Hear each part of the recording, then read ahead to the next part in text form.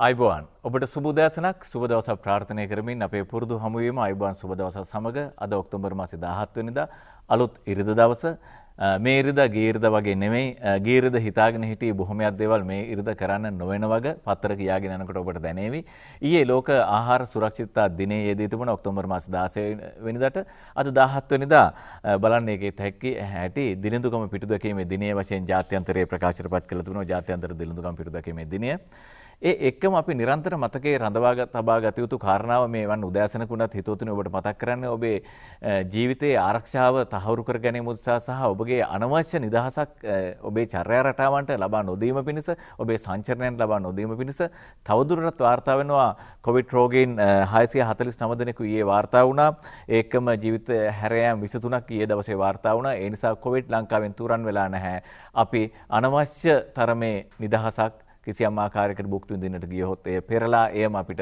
පාරාවලල්ලක් විය හැකි තත්ත්වයක් තිබෙනවා 5,31,070ක් මේ වන විට රෝගීන් ශ්‍රී ලංකාවෙන් හමු වී තිබෙනවා එවන් තත්ත්වයක් තුළ අවදානම නොතකා හැර කටයුතු කරන්නට එපා කියන කාරණාවත් එක්ක ගිය ඉරිදා සංචාරයක් කරන්නට ට්‍රිප් එකක් යන්නට හිතාගෙන හිටියේ නම් ඒකට අවසානයේ පැවති දැනට 15 වෙනිදා පසුගිය 15 වෙනිදා පැවති කොවිඩ් වැළැක්වීම විශේෂ ක්‍රියාන්විතයේ හමුවේදී ජනාධිපතිතුමන් තීරණය කරනු ලැබුවා පවතින සංචරණ සීමා විශේෂ තීරණයක් නෙමෙයි සංචරණ සීමා තවදුරටත් බලාත්මක කරන්නට ඒ අනුව ඔබ දැක්ක ඊයේ දක්ෂිණ අධිවේගී මාර්ගයේ කිලෝමීටර් ගණනක් දුරට කොළඹින් බැහැරට බස්නාහිරින් බැහැරට යන්නට උත්සාහ දරූ පිරිසගේ රථවාහන පෝලිම ඔවුන් 500 ගණනක් හරවා එවූ බව තමයි නිහාල් තල්දුව ජ්‍යෙෂ්ඨ පොලිස් අධිකාරිවරයා පොලිස් මාධ්‍ය ප්‍රකාශකවරයා කියා සිටියේ.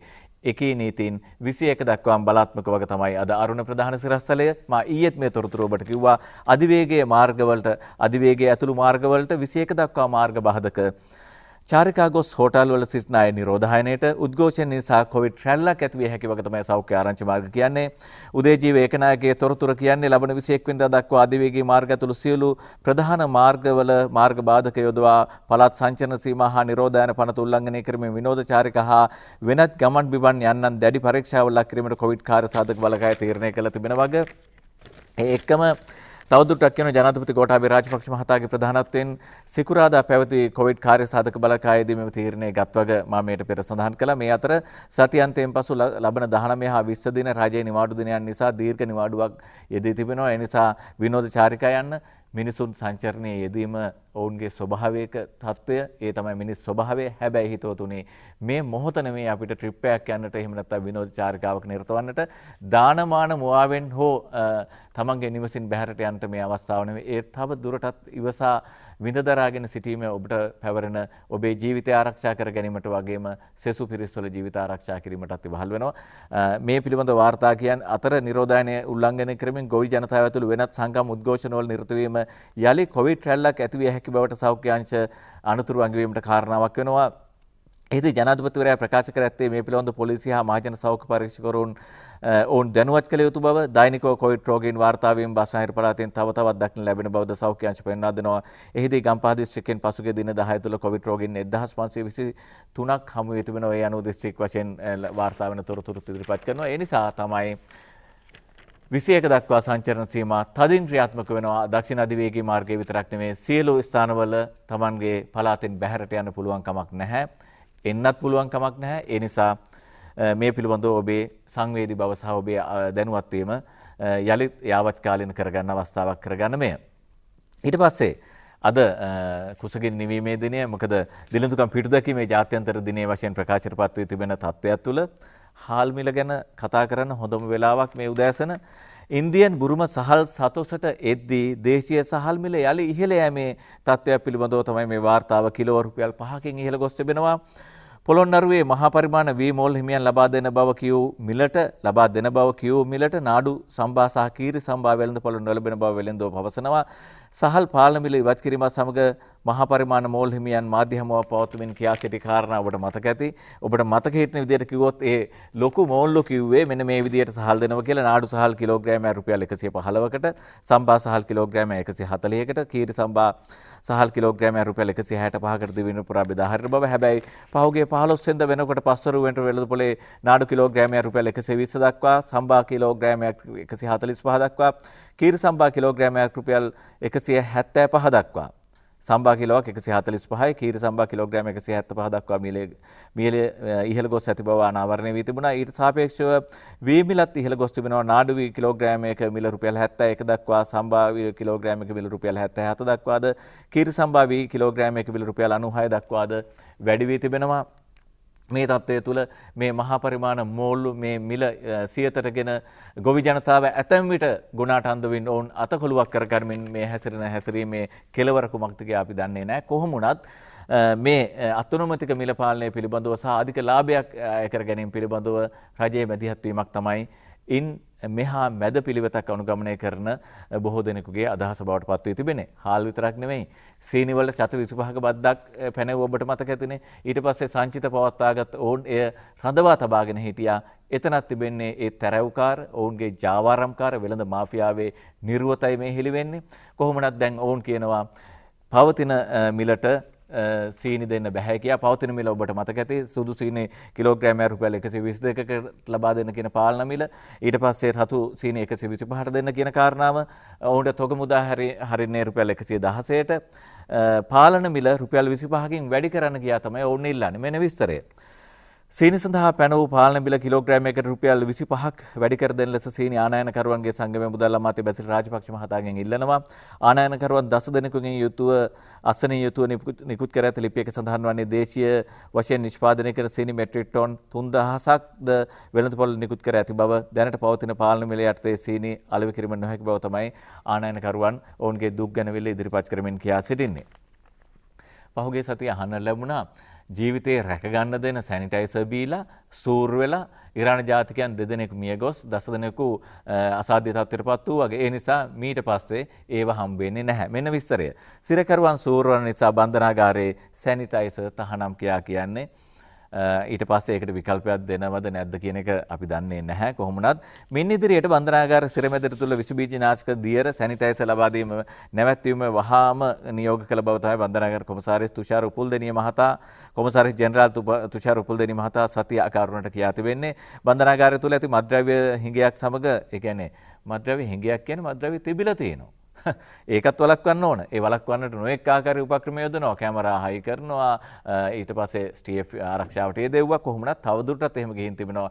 ඒ හිඟියත් එක්ක තමයි සැනිටයිසර් වීල මැරිලා තින්නේ. ඉරාන තානාපති කාර්යාලය තමයි මේ පිරිසට තමන්ගේ රටවැසියන්ට එම සැනිටයිසර් ලබා දෙලා දෙන්නේ. කොහොමනත් මීට පස්සේ සැනිටයිසර් තහනම් කියා තමයි ඒ ආරංචි මාර්ග කියා සිටින්නේ. පාස්පෝර්ට් ගන්න පෝලිම් අධ්‍යාපන රැකියා හා පදිංචියට යෑමට තමයි සංචරණ සීමා මැද වුණත් මේ පාස්පෝර්ට් ගන්න පෝලිං ඇති වී තිබෙන වගේ වාර්තා කරන්නේ. ඉන්දික ශ්‍රී අරවින්ද ගෙනෙන වාර්තාවේ කියන්නේ කොවිඩ් වසංගත තත්ත්වය හැමේ මෙරට හැර විදේශීය රටවලට යෑමට ගත වූ මාස 9 දී පමණ ශ්‍රී ලාංකික පුරවැසියන් 1,60,158 දෙනෙක් අලුතෙන් විදේශ ගමන් බලපත්‍ර ලබාගෙන ඇත. ආගමන විගණන දෙපාර්තමේන්තුව ආරංචි මාර්ග කියා සිටින තොරතුරු තමයි අරුණ මේ විදියට කියා සිටින්නේ. ඊට පස්සේ රතන හාමුදුරුවන්ගේ මන්ත්‍රී ධූරය ඉවත් කිරීමට අපේ ජනබල පක්ෂය ගත් තීරණය පිළිබඳව කතිකාවන් මේ දවස් කිහිපයෙන් නිර්මාණය වෙනවා. හාමුදුරුවෝ කියා සිටිනේ තමන්ට එහෙම නිවේදනයක් ලේකම්වරයා දැන්නුවේ නැහැ කියා. හැබැයි මෙන්න මේ විදිහට තමයි විස්තර දිගහැරෙන්නේ පාර්ලිමේන්තු මහලේකම්ට. ඒක මැතිවරණ කොමිෂන් සභාවේ සභාපතිවරයාට මේ ලිපි නිකුත් කළ වගේ තමයි දැන් පක්ෂය විසින් කියන්නේ. අපේ ජනබල පක්ෂයේ පාර්ලිමේන්තු මන්ත්‍රී අතුල් රතන හිමියන් පක්ෂයෙන් නිරපීමට එම පක්ෂයේ දේශපාලන බල මණ්ඩලය සහ මධ්‍යම කාර්ක සභාව තීන්දුව කර තිබෙන බව පක්ෂයේ ජාතික සංවිධායක ආචාර්ය සුසන්ත කොඩිතුවක්කු කියනවා. පක්ෂයේ විනය මණ්ඩලය විසින් චෝදනා 4කට වැරදිකරු කරමින් රතන හිමියන් පක්ෂයෙන් නිරපීම සඳහා නිර්දේශ කිරීමෙන් අනතුරු මෙම තීරණය ගත් බව තමයි ඔහු පවසන්නේ. රතන හිමියන් කියන්නේ හැබැයි පාර්ලිමේන්තු මහලේකම්වරයා කිව්වේ රතන හාමුදුරන්ට ඕන නම් අධිකරණයට යන්න පුළුවන් මාසයක් ඇතුළත උත්තරයක් අරගෙන ආවතින් මන්ත්‍රී ධූරය තියනවද නැද්ද කියලා තීරණය කරගන්න පුළුවන් කියන කාරණාව තමයි කිව්වේ. අපි යමු සිළුමිණ පුවත්පතට. සිළුමිණ අලුත් බලාපොරොත්තු දල්වනවා අපේ රටේ හෙට දවස් බාරගන්න දරුවන් පිළිබඳව. දරුවන්ට ඉස්කෝලේ යන්නට අවශ්‍ය වටපිටාව සැකසීම පිළිබඳව තොරතුරු රැසක් ගෙන හැර දක්වන සිළුමිණ පුවත්පත දැන් ගුරු වර්ධනයක් අභිමුව ගුරුවරුන්ට කරන කිසියම් ආකාරයක බලපෑමක්ද අවධානයට යොමු කිරීමක්ද කියන කාරණාව දන්නේ නැහැ. කොහොමදත් උපාධාරයෙන් ලක්ෂ ගණනක් මේ මොහොතේ පාසල් හා සෙසු රාජ්‍ය ආයතනවල පුහුණුව ලැබමින් ඉන්නවා. පාසල් වලට අලුතෙන් උපාධාරී ගුරුවරුන් යන සිරස්තලයේ යෙදෙන්නේ නිහාල් පී අබේසිංහගේ වාර්තාවක් ලෙස ලබන 21 වෙනිදා පාසල් විවෘත කිරීමත් සමග ඇතිවන අවශ්‍යතාව අනුව මෑතකදී බඳවාගත් උපාධාරීන් එම පාසල් වෙත ගුරුවරුන් ලෙස අනුයුක්ත කිරීම කෙරෙහි රජයේ අවධානය යොමු තිබෙන බව තමයි මේ වාර්තාව කියන්නේ.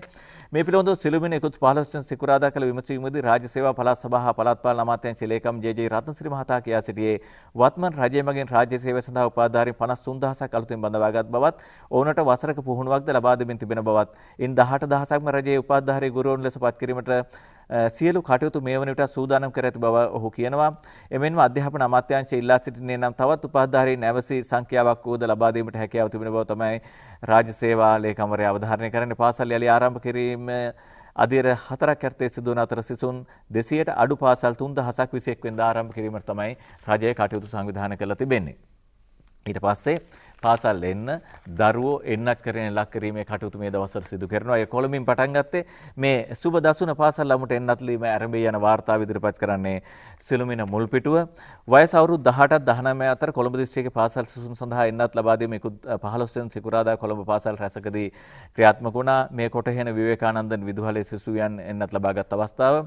සෞඛ්‍ය නිර්දේශයන්ට අනුව පාසල් ළමුන්ට එක් එන්නත් මාත්‍රාවක් සහ සංජනනීය රෝග සහිත දරුවන්ට එන්නත් මාත්‍රා දෙකක් ලබා දීම මේ අනුව සිදු කරනවා. කොළඹින් ඇරඹෙන මෙම කොවිඩ් මර්ධන එන්නත් කරන්නේ ලබන 21 වෙනි බ්‍රහස්පතින්දා සිට දෙවයින පුරා ක්‍රියාත්මක වෙනවා. පාසල් දරුවන් එන්නත් කිරීමේ මධ්‍යස්ථාන සෞඛ්‍ය ප්‍රවර්ධන කාර්යාලයේ වෙබ් පිටුවේ සහ Facebook පිටුවේ දක්නට ලැබෙනවා. ඒ එක්කම යම් හේකින් දුර බැහැර පළාතක සිටින පාසල් දරුවන්ට සිය පාසලට පැමිණ එන්නත් ලබා ගැනීම දුෂ්කරතා තිබේ නම් දරුවෝ දෙමාපියෝ ගුරුවරු මේක මතක තබා ගන්න.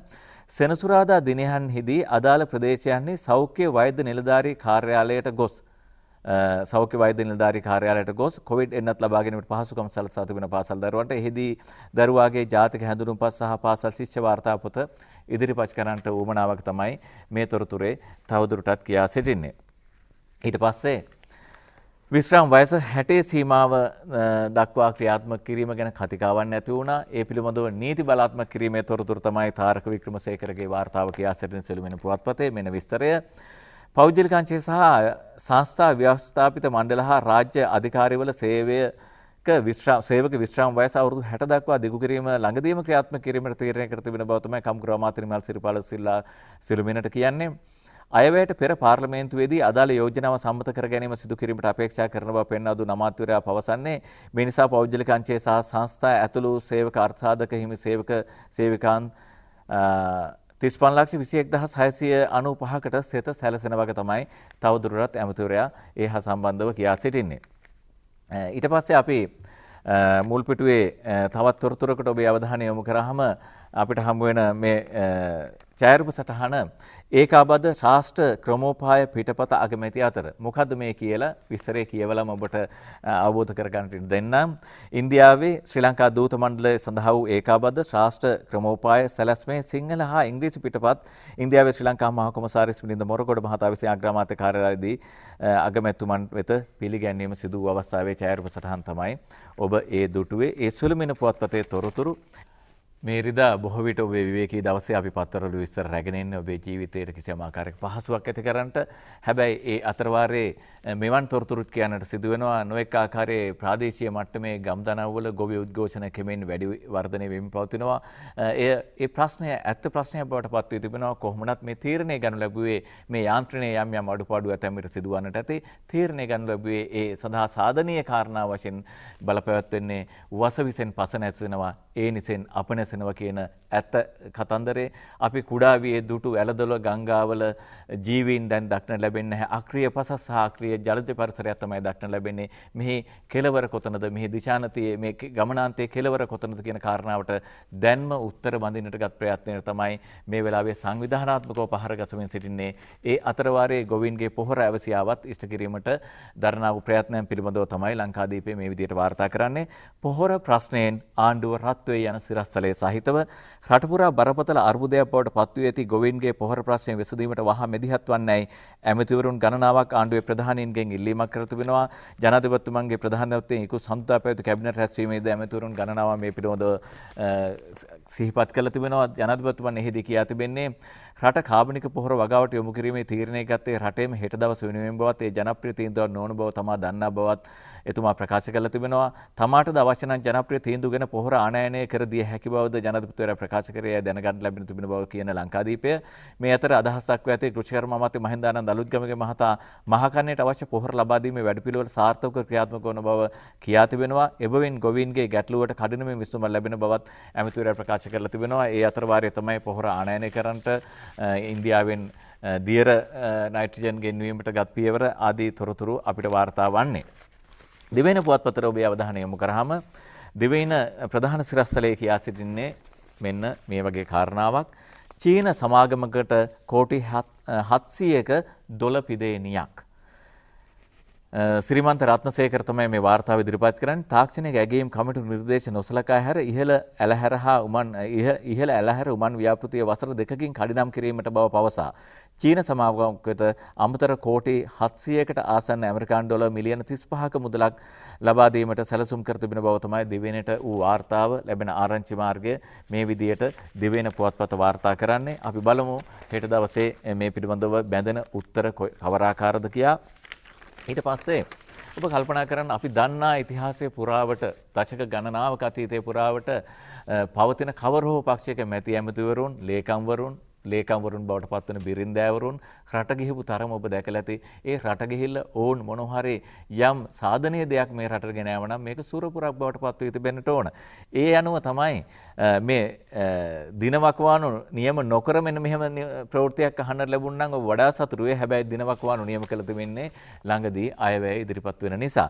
නොවැම්බර් 12 සිට දෙසැම්බර් 10 දක්වා ඇමතින්ට ලේකම්වරුන්ට ලොක්කන්ට රට යන්න තහංචි අත්‍යවශ්‍යම කරුණකට හැර යන්න බෑ. සියලු ආවරණයන් තානාපති කාර්යාල මගින් සිදු කරන වගට වූ තොරතුරේ විස්තර සටහනේ කියන්නේ මෙවර අයවැය ඉදිරිපත් කරන නොවැම්බර් 12 වෙනිදා සහ ඡන්ද විමසීම පැවැත්වෙන දෙසැම්බර් 10 වෙනිදා අතර කාලය තුල නිල හෝ පෞද්ගලික හෝ විදේශ සංචාරවල සහභාගී වීම වළකින ලෙස සියලු අමාත්‍යවරු රාජ්‍ය අමාත්‍යවරු අමාත්‍යංශ ලේකම්වරුන්ා දෙපාර්තමේන්තු ප්‍රධානීන් වෙත දැනුම් දීමට රජය කටයුතු කර තිබෙන වගේ තමයි මව්බිම මේ තොරතුරේ කියා සිටින්නේ. අපි මේ උදෑසන ඔබේ සිත් සතන් වලට කිසියම් ආකාරයක රසමුසු කාරණා රසක් එක්ක විශේෂාංග කිහිපයක් රැගෙන වී තිබෙනවා පවතින වෙලාවේ හැටියට ඉදිරිපත් කරන්න. දිවෙන කතුවරයා කියන්නේ සුපිරි කතාවක්. ඒ සුපිරිත් එක්ක ඔබට මතක් වෙන්නේ සුපිරි සහල්, සුපිරි නාඩු, සුපිරි කීරි සම්බා මේ කිනක විදිහේ කතුවරයා මේ කතුවේගේ සටහන ආරම්භ කරන්නේ ලංකා ඉතිහාසයත් වීවගයාවේ ඉතිහාසයත් දෙකක් නොව එකක් කියන සිහි කැඳවීමත් එක්ක ඒ කතුවරයාගේ සටහනේ එක්තැනක තිබෙනවා 1977 වනතුරු ශ්‍රී ලංකාව තුළ තිබුණේ පාලනය කළ වෙළඳ පොලකේ. පාලනය කළ වෙළඳ පොලක අපේක්ෂාව වන්නේ වෙළඳ ඒකාධිකාරිය නැවැත්වීමය. 1977 දී අගමැති ජේ.ආර්. ජයවර්ධන ශ්‍රී ලංකාව තුළ විවෘත ආර්ථික වෙළඳ පොලක් ඇති කිරීමේ එක් පරමාර්ථයක් වන්නේද වෙළඳ පොල ඒකාධිකාරිය නැතිකර තරංකාරී වෙළඳ පොලක් ඇති කිරීමය. එහෙත් මේ අවස්ථා දෙකේදීම අපට වැරදින 70 කාලයේදී මුදලාලි ඒකාධිකාරියක් බිහි විය. ඒ මුදලාලිලා දේශීය මුදලාලිලා සලකා සැනසීමට හැකිවද එතන බිහිව තිබුණේ කවර හෝ ස්වරූපයක ඒකාධිකාරයක. එහි වර්තමාන තත්ත්වය කියන කතුවරයා කියනවා මේ රටේ හාල් මෝල් කාර්යයන් මර්ධනය කිරීමට ආණ්ඩුව දැඩි පියවර ගත යුතුය. මේ වන විට අනුභවයට සුදුසු සම්භා වර්ග කිලෝව රුපියල් 165 සිට 220 දක්වා මුදලට වෙළඳ පොලෙන් ලබාගත හැකිය. සුදු හෝ රතු කැකුළුද නාඩුද රුපියල් 100ට වැඩිය. හාල් මෝල් කාර්යෝ කිසියම් සහලක මිල වැඩි කර ගැනීමට අවශ්‍ය නම් එම සහල් වර්ගයට ඉදිරියෙන් සුපිරි යනුවෙන් යොදති. සුපිරි සම්බා, සුපිරි කීරි සම්බා, සුපිරි නාඩු ආදී වශයෙන් සුපිරි සහල් ගණනාවක් වෙළඳ පොලේ ඇත. හාල් මෝල් කාර්යයන්ගේ සුපිරි උපක්‍රම වලට මුහුණ දීම සඳහා ආණ්ඩුව සතුව සුපිරි උපක්‍රම තිබිය යුතු වග තමයි අද සුපිරි යන සිරස්තලයේ සහිතව කතුවරයා ඉදිරිපත් කරන්නේ. මේ මෝල්ලුන්ගේ මෝල් බලය බෙදින්නට සුපිරි උපක්‍රම ආණ්ඩුව සතු විය යුතු වග තමයි කියන්නේ. සිළුමිණ කතුවරයා කියන්නේ ගුරුවරුන්ට ආදරණීය සහ කිසියම් ආකාරයක අවධාරණාත්මක සිහි කැඳවීමක් ගුරුවරුනි ශෛලොක්ලා නොවනු මැන කියන සිරස්තලයේ සහිතව කතුවරයාගේ සටහන. අප දරුවන් තැනිය යුත්තේ ප්‍රේමයෙන් ආදරයෙන් මිස වෛරයෙන් නොවේ. හොඳම දේ දරුවන්ට කියා වී.ආයි ලෙනින් කිව්වේ ඒ හින්දා. වෛද්‍යවරයෙකුට වැරදුනොත් මී යන්නේ එක් රෝගියෙකි. ඉංජිනේරුවෙකුට වැරදි ගොඩනැගිල්ලක් කඩා වැටුනොත් මී යන්නේ සිය ගණනකි. ගුරුවරයෙකුට වැරදුනොත් පරපුරක් නැතිවන්නේය. ගුරුවරුනි වසර එකහමාරක් තිස්සේ පාසල නොදුටු දරුවන්ට පාසල සුරපුරක් කරන්න නම් ඔබ දරුවන් වෙනුවෙන් මීට වඩා කැපවිය යුතුය. එවිට සෝබා දහම් පවා ඔබට ආශිර්වාද කරනුයේ නිසකය. ලෝම වසංගතයේ ගිලී සිටි දරුවන්ට අකුරක් කියා දීමට තිබූ අවම ඉඩකඩ පවා අහුරා දමමින් මස් රාත්තලම ඉල්ලා සිටින ශෛලෝක් පරපුරේ ඇතැම් ගුරුවරුන්ට මීට වඩා නම්‍යශීලී වෙන්නයි අපි ඉල්ලා සිටින්නේ. එබැවින් කියා තමයි සිළුමිණ කතුවරයාගේ කතුවැකි සටහන අපි මේ විදිහට ඉදිරිපත් කරන්නේ. ඊට පස්සේ ඉදිරිපත් කරන්නේ අපේ රටේ ආරක්ෂක හමුදාවන් විශේෂයෙන්ම යුද හමුදාව මාතෘභූමියේ අසමසම විජයග්‍රහණයේ අනූපම හවුල්කරුවන්. මුදාගත් දේශයේ ජනජීවිතය යථාවත් කිරීමේ කටයුතු වලට ඕන දශක කිහිපයක් පුරා යෙදී සිටින්නේ ජාතික ආරක්ෂාවට දේශීය වශයෙන් සහ ජාත්‍යන්තරව එල්ල වෙන සියලු ආකාරයේ අපල උපද්‍රවයන් විපත් මග හරවා ගනිමින්. ඒ කාර්ය මැද්දේ ශ්‍රී ලංකා යුද හමුදාව රෙජිමෙන්තු 25කින් සමන්විත වෙනවා. ඒ රෙජිමෙන්තු 25 අතර කීර්ති නාමයකට හිමිකම සුවිශේෂී රෙජිමෙන්තුව තමයි ගජබා රෙජිමෙන්තුව. ගජබා රෙජිමෙන්තුව තමන්ගේ 38 වෙන සංවත්සරය පසුගියදා ඒ රෙජිමෙන්තුව බිහි කළ කීර්තිමත්ම මිනිසාගේ ප්‍රධානත්වයෙන් සමරුන් ලැබුවා. ඒ පිළිබඳව තමයි දිලංක ගුණතිලක මේ වාර්තාව ගෙනෙන්නේ. රටක් බේරාගෙන දෑයක් ගොඩනැගූ මිනිසෙකු බිහි කළ ගජබා රෙජිමෙන්තුවට වසර 38යි යන සිරස්තලයේ සහිතව ජනාධිපති ගෝඨාභය රාජපක්ෂයන්, ආරක්ෂක ලේකම් ජෙනරල් කමල් ගුණරත්න, වර්තමාන ආරක්ෂක මාණ්ඩලයේ ප්‍රධානී සහ යුද්ධ හමුදාපති ජෙනරල් ශවෙන්ද්‍ර සිල්වා බිහි කළේ ගජබා රෙජිමෙන්තුවයි කියන සිරස්තලයේ සහිතව තමයි මේ කීර්තිමත් ඉතිහාසය පිළිබඳව කදිම තොරතුරු දිගහැරුමක් ගේන්නේ. මේ ඔබ දකින ඡායාරූපය මේ ජෙනරල් විජය විමලරත්න සමග වත්මන් ජනාධිපති තුමන් එකල යුද හමුදා කර්නල්වරයෙකු වශයෙන් සිටියදී ගත් ඡායාරූප සටහන තමයි ඔබ මේ දකින්නේ සිළුමිණ ඇතුළු පිටු සටහන. ඊට පස්සේ දිවයින පුවත්පතේ අපි සාහිත්‍ය ප්‍රවේශයකට ඔබ අවධානය යොමු කරන්නම්. ප්‍රවීණ ගීපද රචක සුනිල් සරත් පෙරේරා වර්තමානකයන්ට මහා ඇදුරෙක් බඳුයි. එතුමන් ඊටම සාහිත්‍ය රසකාමී ප්‍රජාවක්, රසකාමී පරපුරත් අනන්නට තමන්ගේ නිර්මාණ භාවිතයෙන් මැදිහත් වෙනවා. පරිපාලන නිලධාරියෙකු වශයෙන් පමණක් නොව මේ සමාජය වෙත අප්‍රමාණ දයාර්ථ බැල්මක් හෙළූ සොඳුරු මිනිසෙකු වශයෙන් තමයි අපි එතුමන් හඳුන්වන්නේ. එතුමන් කියනවා ගයන්නට බැරි පද අපේ භාෂාවේ නැහැ. ඒ නිසා ගේය පද කියා පණ්ඩිතමානී වාක්‍යයන් යෙදීමේ උවමනාවක් නැහැ. අපි සිංහලයේ තිබෙන ඕනෑම දෙයක්, ඕනෑම සූර සංගීතඥයෙකුට ඕනෑම පදයක් සංගීතයට නැගිය හැකි. එහෙනම් ගැයිය හැකි නොහැකි පද කියන්න බැහැනේ. මේ අදහස් පණ්ඩිතමානී අදහසට පෙනී යන්නේ. ගීත පද කියලා කියන්න පුළුවන් තැන ගීපද රචනා නොකිය ගේය කාව්‍ය කියලා කියනවා නම් ඒ කියන්නේ සරල සංසිද්ධිය සංකීර්ණ කිරීමක්. ඊට පස්සේ තුමන් මෙන්න මෙහෙම කියනවා. මගේ උත්සාහය වෙන්නේ ලාංකීය සංගීත සංස්කෘතිය තුළට මානවවාදී ගුණය රැගෙන එන්නයි. ඒ අනුව මම උත්සාහ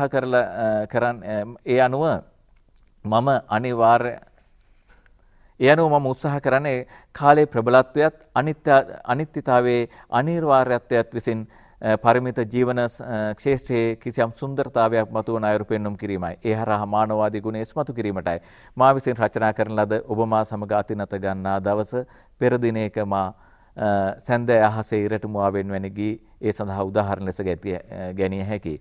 නාමපද හා ක්‍රියාපද ඇසුරෙන් බිහිවන රූපක මගේ ගීතයේ ස්වාධීන ලක්ෂණයක්. සැන්දෑ අහසේ ඉරටුමුවාවෙන් ගීතය ඒට ප්‍රබල සාක්ෂියක්. ඈත එපිට ගම්මානයෙන් නැගෙන ගීතය අර්ථ සංකෝචනයේ ප්‍රබල නිදසුනක්. මේ ආදී වශයෙන් ඊටම කදිම සාහිත්‍යික නිදසුන් සහිතව සුනිල් සරත් පෙරේරා ප්‍රවීණ ගීතපද රචකයාණන් සාහිත්‍යවේදියාණන්ගේ අදහස් ඉදිරිපත් කිරීමකට ඔබට ඇවිද යන්න පුළුවන් අකුරු දිගේ දිවෙන පුවත්පතේ සාහිත්‍ය පිටුව තුල. අපි දැන් යමු වෙනවා යලිත් වතාවක් සිළුමිණ පුවත්පතේ ඇතුළු පිටු සටහනකට. ඔබට මතක ඇති සෝවියට් සාහිත්‍යයේ ගුණ සුවඳ රැගෙන කීර්තිමත් පරිවර්තකයන්. ඒ පරිවර්තන පරම්පරාවේ වර්තමානිකයා විදිහට අපිට හමුවන්නේ චූලානන්ද සමරනායකයන්. එතුමන්ගේ ඉතාම ආදරණීයම කෘතිය විදියට සිංහල ජන සමාජය ලාංකීය ප්‍රේක්ෂකයන් වැළඳගන්නේ චිංගිස් අයිත්මාතවගේ නිර්මාණ කෘතියක් වශයෙන් ඔහු පළමුවෙන්ම පරිවර්තනය කරන ලබන සමුගනිමු ගුල්සාරි කියන කෘතිය. ඔහු ඒ ලියන්නේ හිරේ ඉඳගෙන 1993 1989 අර අඳුරු භීෂණ සමයේ සිට 1993 දක්වා මම වසර 4ක් අත්අඩංගුවේ සිටියා. හිරකුටිය ඇතුලේ ඉඳන් තමයි මම මේ පරිවර්තනය අතර ගත්තේ. මේක පරිවර්තනය කරන එක මගේ සිහිනයක්, ආසාවක් වෙලා තිබුණා. අයිත්මාතෝගෙන් අග්‍රගණ්‍ය කෘතිය විදියට සැලකුණේ මේ කෘතිය මිනිසා හා සත්තු අතර තියෙන අතිශය අනුවේදනීය හා ආදරණීය සම්බන්ධතාව, මනුෂ්‍ය ප්‍රේමය, පරිසරයට ගැට ගැසුණු රමණීය ගද්‍ය කාව්‍යයක් මෙය. මනුෂ්‍ය වර්ගයේ යහපත උත්සාහ නිර්මාණය කරනු ලබන සමාජ ක්‍රමයක්. නිලධාරීවාදී අතලොස්සකගේ ග්‍රහණයෙන් නතුවීම සමග ඒන් ප්‍රතිලාභ අහිමිවන ප්‍රජාව ඒට එරිවන ආකාරයත් මෙහි අපූර්වට චිත්‍රණය වෙනවා කියා තමයි නිර්මාණයේ අප්‍රමාණ බව අප්‍රමාණ විශ්වාස කළ නිර්මාණවේදියා වූ චූලානන්ද සමරනායක කියා සිටින්නේ. ඊට පස්සේ අපි දැන් සල්මන් ඛාන්ගෙත් හිත ගිය අපේ මැනිකේ පිළිබඳව සටහනක් ඉදිරිපත් කරන්නේ ඔබේ ආදරය දිනෝ මේ අපේ තුරුණු ගායන වේදිනියට කිසියම් ආකාරයේ ආදරයත් එක්ක අමතක නොවන ඉන්දිය සංචාරකයට සහභාගී වන යොහානෙස් සිල්වා පසුගිය 12 වෙනිදා ආපසු ලංකාවට ආවේ හිනාමුසු මොහොනින් ආදරයෙන් පිළිගත් අපේ රසික ප්‍රජාව ඒ පිළිබඳව සටහන් අද ඉදිරිපත් කරන සල්මන් ඛාන්ගේ හිත ගිය අපේ මැනිකේ ගැන සටහනක් තිබෙනවා. තොප්පි ඉදිරිපත් කරන්නේ කාටුන් සටහනක් විදියට දාස හපුලානගේ සටහන මෙන්න ඇඳිවත පව අහිමි වෙච්ච කෙනෙක් තොප්පිය දාගෙන තොප්පි යනවා මෙන්න මේ විදියට. සේනි ලොකුලුණු අර්ථාපල් මිලත් කරටියෙන් නැගලා කියන ප්‍රවෘත්ති අරගෙන තමයි අගමැතිතුමන් ළඟට ගිහිල්ලා අහන්නේ. "ඇයි සර් දැන් සැපද කියලා අහන්නේ නැත්තේ" කියලා අහන්නට මේ මිනිහට මිනිස්සයාට හිතෙන එකේ අරුමයක් නැහැ. හැබැයි දැන් සැපද කියලා එතුමා අහන්නේ නැත්තේ එතුමාගේ නිර්මාණයක් වුණාට මේක දැන් විපක්ෂයෙන් අහන හින්දා වෙන්නේ නැති. අද ඉරිදාවේ පත්තර තොරතුරු හමාර කරනවා. හෙට උදෑසන 6:30ට අපි හමුවන්නේ. ඔබට සීටි ෆර්නෑන්ඩෝ පිළිබඳව රසාලිප්ත ඉරිදායි බන් වැඩසටහනකට එක්වීමේ හැකියාවත් අද පෙරවරු 8ට උදා වෙනවා ඉරිදායි බන් තුලින්. එහෙමනම් ඔබට යහපත ප්‍රාර්ථනා කරමින් සමුගන්නේ. ආයුබෝවන්.